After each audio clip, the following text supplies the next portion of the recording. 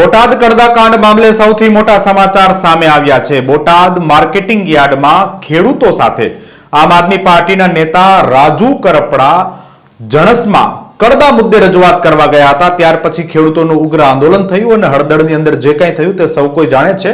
જો કે આજે એવા સમાચાર સામે આવ્યા છે કે આમ આદમી પાર્ટીના નેતા રાજુ કરપડાને જામીન મળ્યા નથી। બોટાદ સેશન્સ કોર્ટ દ્વારા ખેડૂત આગેવાન રાજુ કરપડાના જામીન નામંજૂર કરાયા છે। ત્યારે આ સમગ્ર મામલે વિગતો આપવા આપણી સાથે આમ આદમી પાર્ટીના નેતા સાગર રબારી જોડાયા છે। તેમની પાસેથી જ વિગતો મેળવીએ કે આમ આદમી પાર્ટીના નેતા રાજુ કરપડાના જામીન કોર્ટ દ્વારા નામંજૂર થયા છે। સાગરભાઈ શું કહેશો? 88 આ લોકો ઉપર ગુનો દાખલ કરેલો, એ પૈકીના 70 લોકોને પોલીસે પકડ્યા હતા। એમાંથી કુલ આજ સુધીમાં 64 ખેડૂતોના થઈ ગયા। રાજુ કરપડા, પ્રવીણ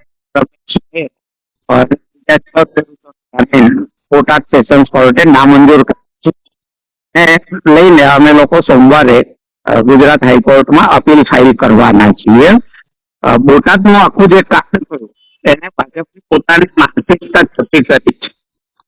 અન્યાયનો ભોગ બનનારા, જે કડદાનો ભોગ બનતા હતા એવા ખેડૂતોનો પક્ષ લેવાને બદલે એપીએમસી, જેમાં ભાજપની જ બહુમતી છે, એવી કડદાબાજી એપીએમસીના કમલમ કનેક્શન નો પક્ષ ભાજપ સરકારે લીધો અને ખેડૂતો ઉપર લાઠીચાર્જ કર્યો, ઘરમાંથી કાઢીને માર્યા। એના ઉપર ગંભીર જીવલેણ હત્યાના પ્રયાસ જેવી ગંભીર કલમો દાખલ કરી, જેને કારણે લગભગ 58 દિવસ સુધી ઘણા બધા ખેડૂતોને જેલમાં રહેવું પડ્યું છે।